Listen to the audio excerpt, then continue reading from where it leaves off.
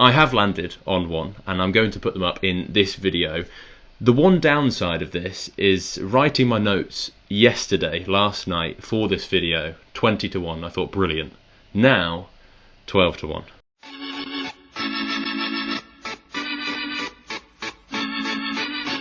Alright all, and welcome back to another video and the second episode of the Cheltenham Festival Ante Post series for 2023. We got such a great reaction to our first episode last month. If you are new to the channel, make sure you do like this video if you do enjoy it, and of course subscribe down below. But we're doing one episode a month before the Cheltenham Festival, leading up, trying to accrue decent value, decent horses. Didn't go great for me in episode 1. Josh, I'm already probably a point down if we're being honest with ourselves, but you're still well and truly in the game. Yeah, American Mike hasn't ran since then, but we are going to see him this weekend, and we will be discussing his entry later on in the video. What we're going to do is we're going to flick through last week's racing, the big eye catchers, the big talking points, and then go on to our anti-post bets before answering a few questions, some general topics, and then we're going to go out with some best bets for this weekend. So like Andrew says, if you do enjoy it, please hit that like button, subscribe if you haven't already. And over on LTR Plus, we have our vlog. When was it? It was about a week and a half ago of Cheltenham October meeting, and that was quite something. Hopefully very enjoyable for you to watch. Not so enjoyable for me to edit. It was quite interesting, put it that way. But we are looking forward to kicking on. Like it's now at the point of the season where we've got the Betfair Chase entries coming out. We've got Cheltenham next weekend, the November meeting, really starting to hot up with some really smart horses coming out. Obviously this weekend is just Gordon Elliott weekend, and that's going to be brilliant. Cannot wait to see his exciting young horses coming out. But let's touch on what's happened this week. We're actually, the day of recording, Wednesday, I've just seen Isaac Des Obeaux win at Chepstow. If you had watched the Paul Nicholls stable interview thing that we did over the summer, he did say that Isaac Des Obeaux was the one horse, maybe not the one horse, but one of two or three that he was particularly excited about. Beat a really nice horse, a well-touted horse of Sam Thomas's called Range. I think he could be quite smart going forward. Did plenty wrong, very keen, and still wasn't a million miles off Isaac Des Obeaux. You know what I'm going to say? I think Isaac Des Obeaux could be like next year's stage star Bravemansgame. Do you know that shallow hurdle route? Yeah, I completely agree. Hard to know what they'll do with him for the remainder of this season. He's a big burly horse, and we were kind of nominated 3 horses by Paul, and we've seen from the other 2 in terms of Pentire Head and Hurricane Danny, they've almost been too green and too big to do themselves justice in bumpers, especially Hurricane Danny. But the fact that Isaac Des Obeaux kind of had similar-ish circumstances to that and still managed to win is probably a good tip-off of how good this horse may be. But we won't see the best of him until probably the intermediate trip over hurdles and maybe staying trips over fences. I know that's what they're all bought to do, and hopefully this horse can even fulfil 3/4 of what Clan Des Obeaux's done, and I suspect Connections will be pretty happy. Friday, I think a bumper horse to mention was Go to War at Uttoxeter. Won the bumper really nicely on debut, so that'd be a bumper I'm going to follow going forward. On Saturday, there was Wetherby and Ascot and Galway. We're going to start at Ascot, and Goshen in the first race made his chasing debut, carrying top weight in a handicap. He wasn't given the easiest time. Yeah, it just didn't seem to work. He jumped the first couple quite decently, and you thought maybe he's taking to it, but then immediately they went down the back. It was all she wrote, really, and immediately he got past.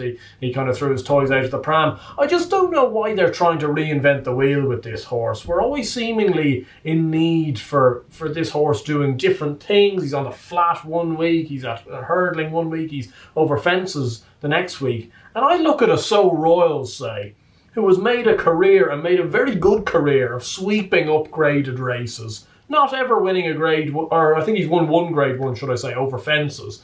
But he runs in all these hurdle races. He'll be running this weekend at Wincanton in the Elite Hurdle. Will probably take an awful lot of beating. Why is Goshen not just running in these races? Why is he not going and running in the Elite Hurdle? Why is he not running in the Kingwell Hurdle, the race he won last year? Now, maybe they'll revert to that in time, but there's an awful lot of prize money still to be won with this horse, I believe, in Grade 2, Grade 3, right-handed 2-mile hurdles. But they seem to be just completely against kind of doing what's right in front of them. They seem to want to do something different, and I just don't understand it myself. I just think he's made for those races, and let him run in them. Yeah, I'm not too sure what they were thinking. Like, he's never really been able to jump hurdles particularly well, so sending him over fences, I didn't understand it before, and afterwards it seemed like Gary Moore just thought that was the wrong thing to do, and I doubt we'll see him over fences again. I know he said he might try him one more time, but I cannot see that happening at all. Must touch on any harm in asking in the 2-mile handicap hurdle, one of my best bets. I've had a really poor start to the season, I must say, and I've decided I'm going to draw a line through that and really kick on from now. So hopefully we can turn that form around. But any harm in asking, given a very quiet ride by John Joe Jr., and I'd say that if the Greatwood was the target, he's probably going to be fine-tuned for that and maybe dropped a couple of pounds. And I think he's been dropped one, so the handicapper hasn't gone silly with it. I think he could still be well in for something like that. Yeah, potentially so. It might have been it certainly looked a race that he was just blowing cobwebs off, whether the Greatwood's the target or whether just another big handicap at some stage down the line's the target. He'll win a big pot at some stage this year, I could almost be sure of it. I completely agree. I've had a very tough time with best bets, the best bets section on our videos, because over the weekend, 2 of them won, but I'd put them up in other weeks. So Proshima won the West Yorkshire Hurdle, and Time White won at Ascot the 2-mile hurdle, both at decent prices. At Wetherby, the main talking point was the Charlie Hall, Ahoy Senor versus Bravemansgame. And look, I think Ahoy Senor didn't turn up, clearly, anywhere near his best. But Bravemansgame, that was a serious performance in my eyes, and he didn't touch a twig. No, he's such a great jumper. He's a joy to watch, really. He travelled through the race superbly. He's one of these horses that just Harry Cobden looks absolutely different gravy on.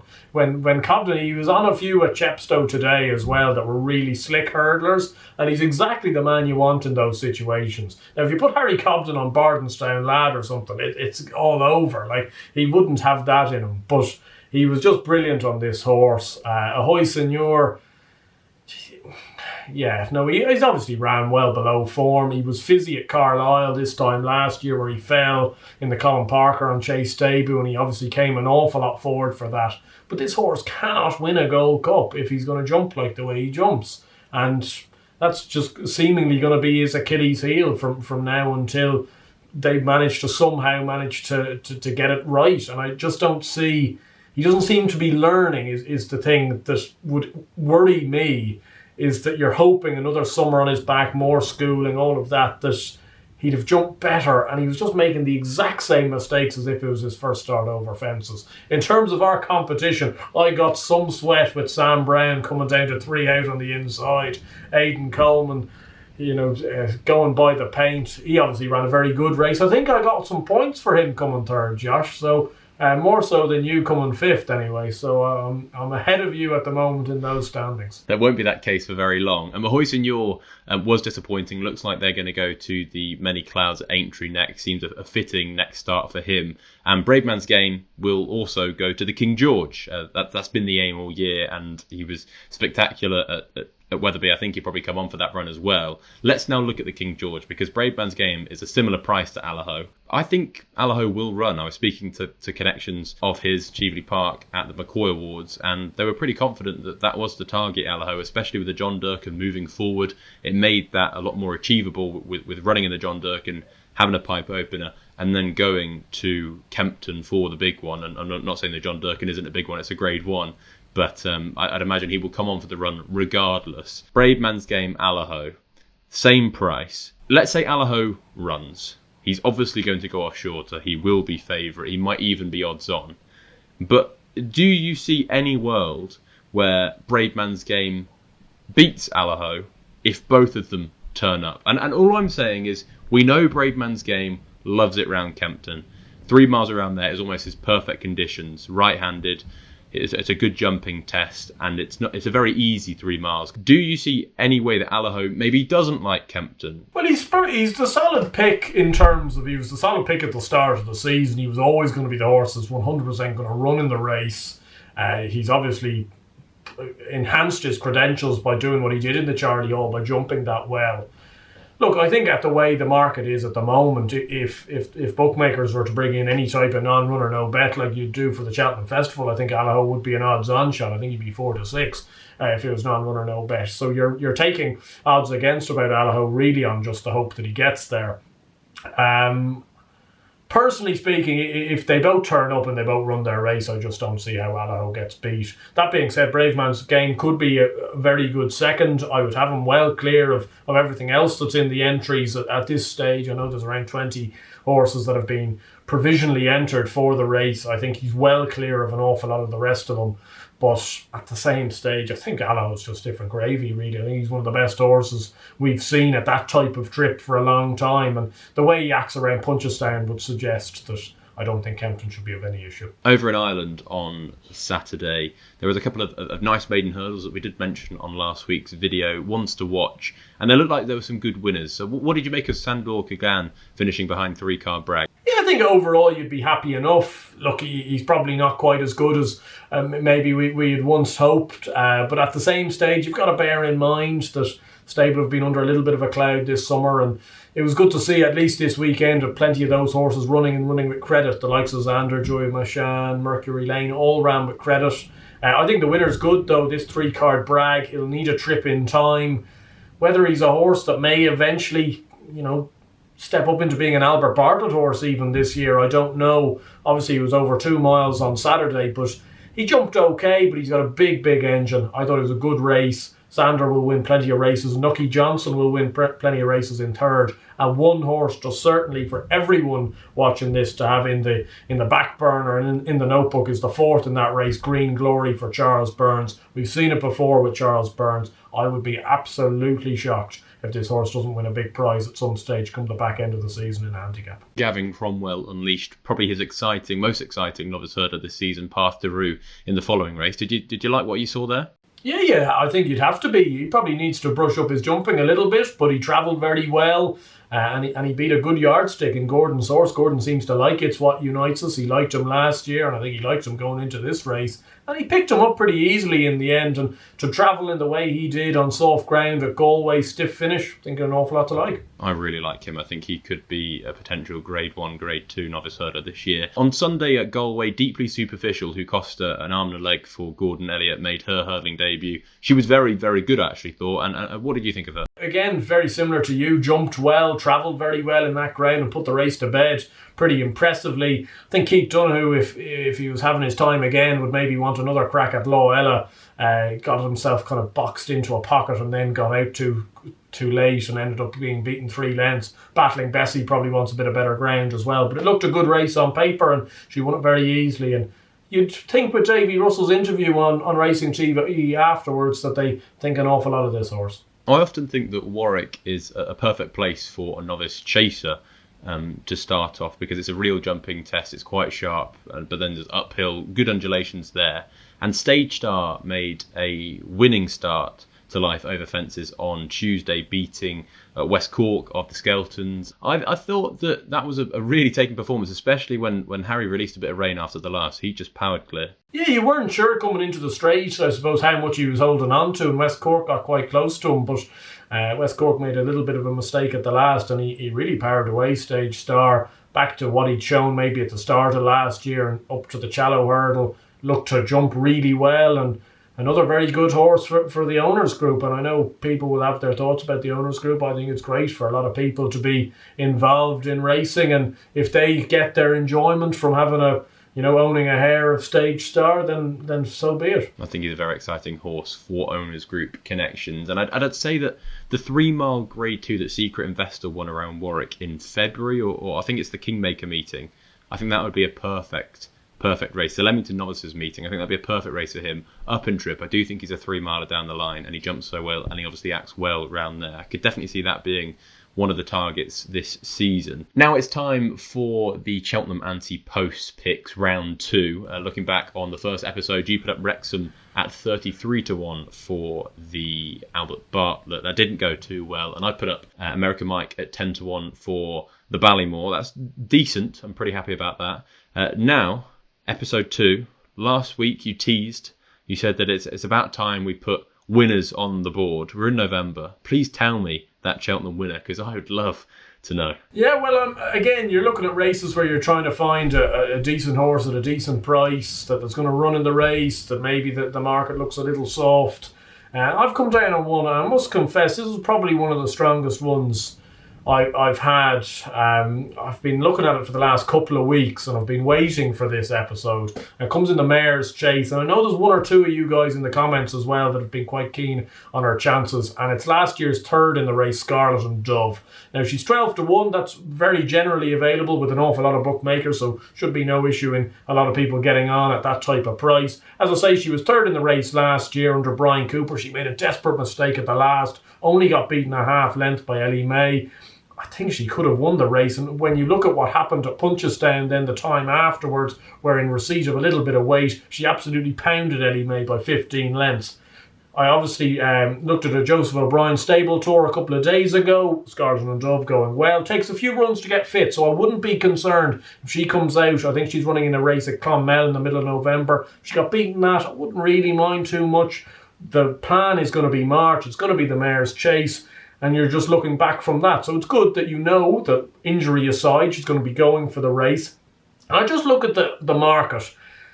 I just don't like the look of this market in terms of the challengers. Allegory Devassi's the favourite. You're taking a chance on a pretty short price about a horse that hasn't jumped a fence in public and also was injured for the back end of last year. I think I could take her on. Ellie May, I think Scarlet and Dove is progressing to be better than Ellie May. She's done me some great turns in the past, but I think she's getting on. Tell Me Something Girl's got to be a threat. But again, she's a novice chaser that's going to have to run in the race, and she's fallen or been brought down in her last two starts over hurdles. Riviere de Tel is half her price, won't stay. Concertista can't jump a twig. And Mrs. Milner and Brandy Love aren't going to go chasing. So there's an awful lot of horses that aren't going to be of much issue. I was down at Wexford on Monday. Impervious won actually very well. She could be a horse that could make up into a Mayor's Chase horse, but she has to prove it over 2.5. So I think as a result, Scarlet and Dove looks a very solid option. And to be honest, I would probably make her a 7-8 to 1 chance in this race rather than a 12 to 1 chance. So you're getting 4 or 5 points in the bag with plenty of bookmakers at the moment. And it'll be a strong enough case I've made for there. From my perspective, I've had a bid on at 12 to 1, and I'm hoping she can run a big race. And Concertista retired as well, so not only could she not jump a twig, but she's not going to be going for any race this year. She's still in the market on Odds Checker, which is a pretty bad indictment on some bookmakers, I must confess. It absolutely is. But no, I agree. And to be honest, my approach at the start was kind of to put one on the board. I thought American Mike would go down the Ballymore route. We will talk about his entry this weekend after this. Throughout last year, I was talking about young horses, maybe that we didn't see, the likes of Vauban or Facile Vega, when there were big prices for their respected races, being the Triumph Hurdle and the Champion Bumper. But I never put one up on the series. And when I did put one up, it was Ben Ord, and it was kind of jumping the gun a bit too soon. So I wanted to make sure that A, I did put one of these young horses up that we've not yet seen, but B, it's come from a very good place, and we know that that's the route they're going to go down. I have landed on one, and I'm going to put them up in this video. The one downside of this is writing my notes yesterday, last night, for this video, 20 to 1, I thought brilliant. Now, 12 to 1, an 8-point difference in 24 hours. I was absolutely gutted. William Hill this morning was 16 to 1. I was hoping, please stay 16s, please stay 16s, just until we record.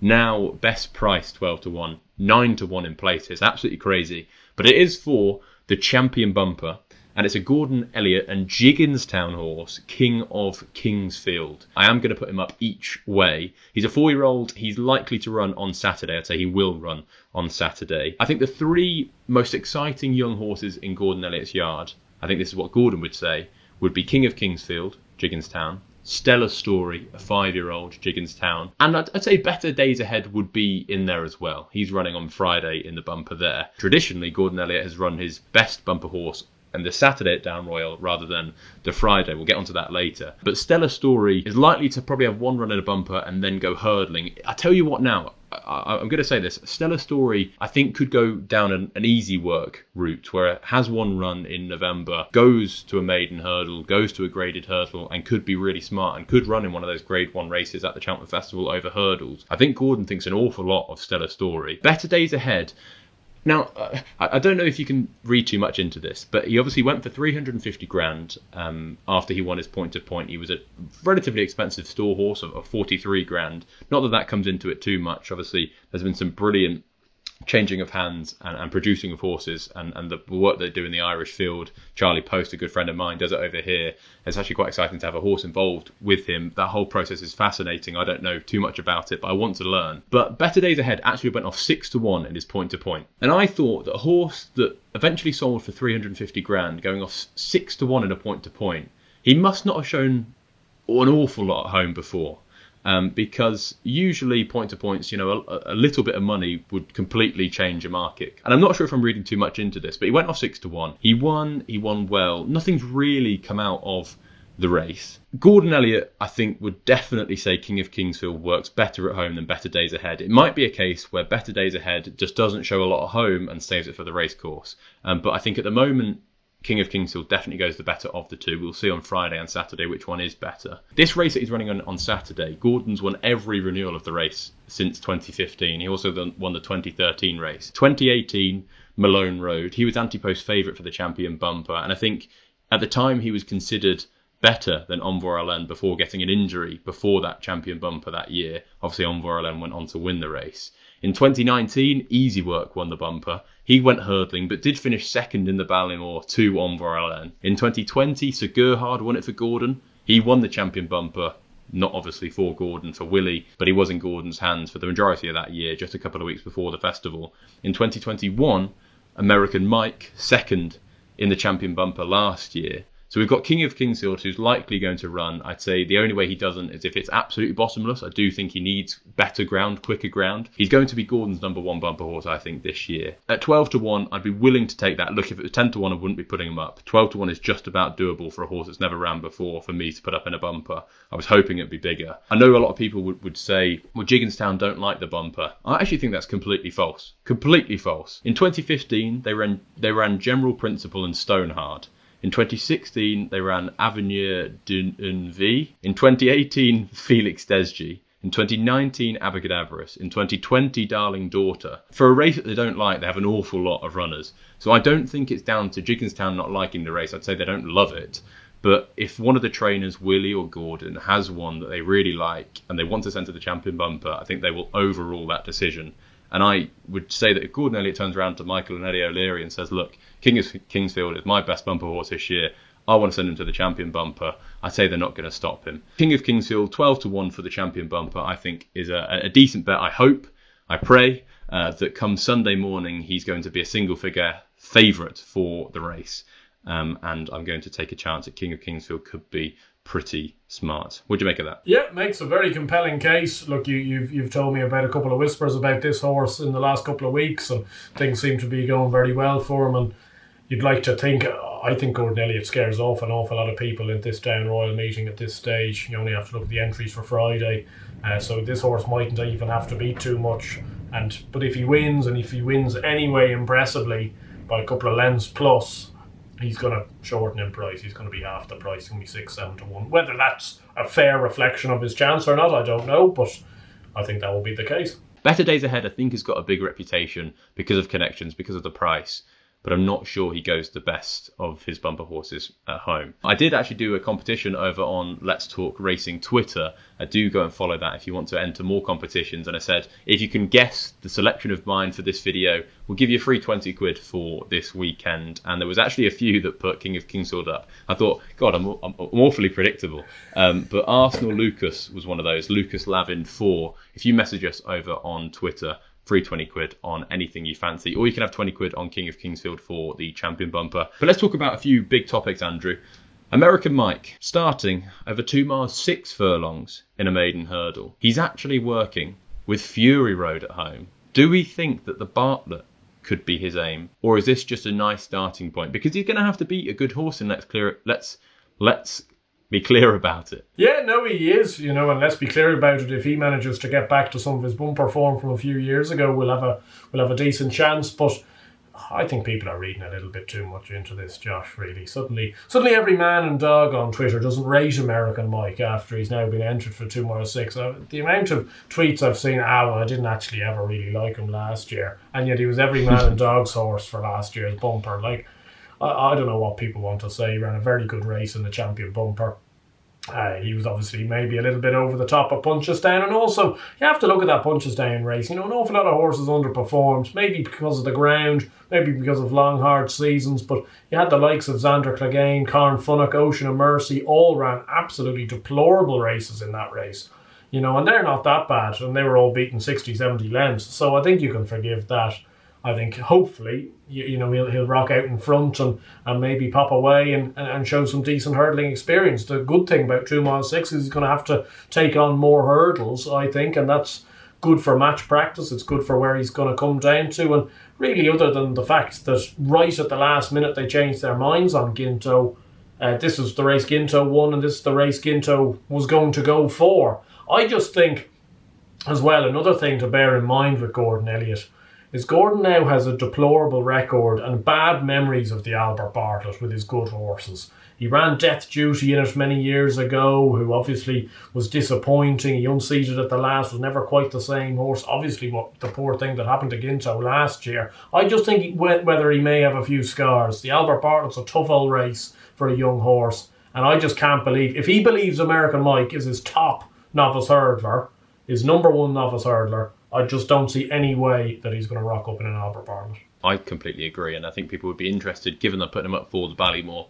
I wouldn't read too much into it. His next run will be over 2.5 miles, and that's when we'll see him, hopefully, at his best. He'll win the Laurels of Naas, and he'll go to the Ballymore, and he'll march up that Cheltenham hill. We did ask for some questions, and we're not actually going to go through too many, but we will answer Liam Slaney's question. And he says, with Redemption Day now being out, do you think that enhances Facile Vega being the set Supreme horse, or do you think there's another strong Mullins horse who could go into the Supreme if Facile Vega went elsewhere? Andrew? Yeah, look, it's just one of those things that obviously people are, trying to pontificate at this stage of the season, and everyone's got their right to, and I'm not saying he's any type of price, but I mentioned it a couple of weeks ago on one of the episodes we did. If Facile Vega doesn't turn up in the Supreme, something's happened. He's either gotten beat, he's either not a good jumper, or something's happened. The way Sir Gerhard rocked up in the Ballymore last year, he ran in the 2 mile grade 1 at the Dublin Racing Festival and didn't jump very well. And also they had Dysart Dynamo, who A, I suspect they thought was very good, and B, was an electric jumper. Obviously he came down at Cheltenham, but they just took the option that Sir Gerhard was probably going to be the easier one to go over the longer distance. I just think Facile Vega is going to run in all the 2 mile races. He's going to run in a 2 mile Maiden Hurdle. He's going to run in a grade 1 2 mile at the Dublin Racing Festival or over Christmas time, depending when he's out initially. And if he's done that, and if he's won that and won that impressively, he's going to run in the Supreme. I completely agree. Willie bought 50 horses from France this summer. 50. It's an incredible amount. I would imagine there is going to be 3, 4, maybe 5 that are top draw. If I was to give you the Supreme field or the Ballymore field now, you might look at it and go, who on earth are half of these? That's because Willie does have them there ready. We should be excited about them coming out. But Facile Vega, I think, will be his number one novice hurdler. He will start over 2 miles. And I do just think that he will end up in the Supreme Novice Hurdle. The big race this weekend is the Grade 1 Ladbrokes Champion Chase at Down Royal. No Frodon, and we do have Galvin, who's bordering odds on. Do we think that this could just be Galvin time? Is this Galvin zone? Because he had the run 3 miles around Down Royal against horses that might not be fully revved up, the likes of Envoy Allen. Is he actually good enough to beat Galvin? Yeah, it's hard to know. He's tried every trip in the book at this stage, Envoy Allen. You hope that he can run a decent race, maybe get back to a bit of form. He's ran well at this meeting before, obviously. I think he's won it 3 or 4 times. So that's obviously a positive from his perspective. I think it's Galvin's race to lose. He's never been a horse that's particularly done it for me, but I'd be very keen on him on Saturday. I couldn't see him getting beat. Now it's time for best bets. How many do you have and who are they? I've got 4. I've got 2 at smaller prices, 2 at bigger prices for those that like to have a swing. Starting off on Friday, Halden Gold Cup at Exeter. One of your absolute favourites is in there. You've not put up third time lucky? No, I haven't unfortunately gone down that route. Josh is now cursing with me, but third time lucky. I just thought, as I said at the start of the season, I've really fancied Warlord for the Paddy Power. He's not going to the Paddy Power, he's going to this race instead, and I think he's got a massive chance in it. Joe Tizard is in red hot form. He's obviously trying to make a bit of a statement this year with the horses he has. I think you look at third time lucky is his big challenger. Granted, he's got too much weight on his back. The other 2 don't really have a chance. If he beats third time lucky, he'll win. He's 9-4, best price. I think that's fair enough. The 130 at Down Royal on the Friday, the Mayor's Novice Hurdle, a mare I've banged on about an awful lot. The Model Kingdom for Noel Meade and Brian Cooper. Won decently enough at Tipperary. As long as the ground doesn't go absolutely deplorable, she'll be all right on it. She'll be grand on soft ground. She's best price 3-1 at the moment. I think she'll take a lot of beating. And then 2 for the weekend in big handicaps. 1 for the Grand Sefton on Saturday. Horse called Cooper's Cross at 14-1 each way. Right at the bottom of the weights for Stuart Coulter. Sean Bowen takes the ride, who's got a very good record over the national fences. I actually was listening to an interview of Mr. Fife, who won a race at Musselburgh today. He's the owner of this horse. Very keen to get this horse over these fences. Won well at Carlisle the last day, and as I say, is off a featherweight. And another horse off a featherweight is in the Cork Grand National on Sunday. Dromore Lad won this race 2 years ago, trained by James Fahey. Wouldn't have too many in the yard these days. Sean O'Keefe hopefully booked a ride. Off a mark of 120, won the race off 125 2 years ago. And given his connections, there's actually no price available for this horse just yet, but he will be an each way price, and I'll be backing him each way.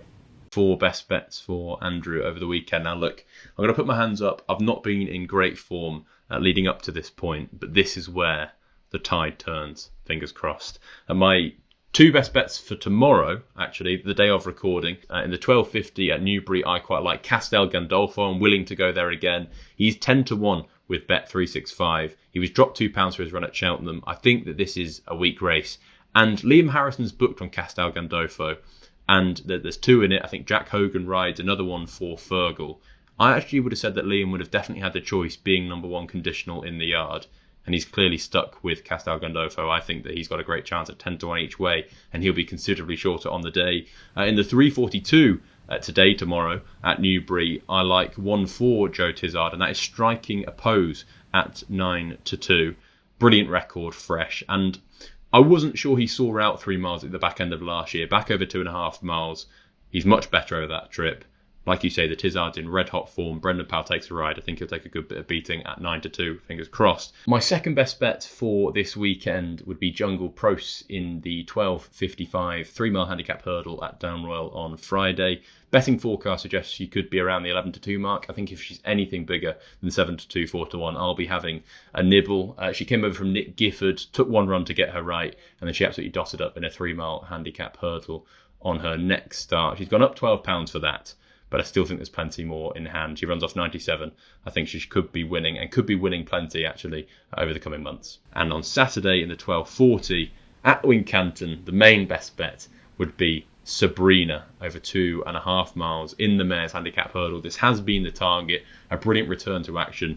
She obviously won over course and distance last year. She then finished 3rd at Newbury. I think she should have won that day, but she ran in snatches, and it's a big race on a Saturday at Wincanton, Paul Nicholls territory. This has been the target for a long time. Sabrina on Saturday to hopefully bring up the 4-timer. That'd be brilliant. Yeah, it would be very brilliant. I love the way, though, I get absolutely dog's abuse for John McConnell selections, Paul Nolan selections, Ollie McKiernan selections, and yet when your back's against the wall, you're going to Castel Gandolfo and Sabrina yet again. Well, this is the weekend for both of them. Fingers crossed. I'll be very excited about Sabrina on Saturday. She'd be the one I'd be looking at more than Down Royal, I'd say. Sabrina. Forget American Mike. It's all about Sabrina in the mare's handicap hurdle. Do hope you enjoyed this video. If you did, please hit that like button. Subscribe to the channel if you haven't already. Plenty of exciting content coming. Next week we will have a Cheltenham November meeting preview. Very excited about that. We'll also be doing a live stream over on LTR Plus. So if you do want to watch that, go and subscribe. You could do so by clicking join down in the description. I can't get my words out, but enjoy your weekend.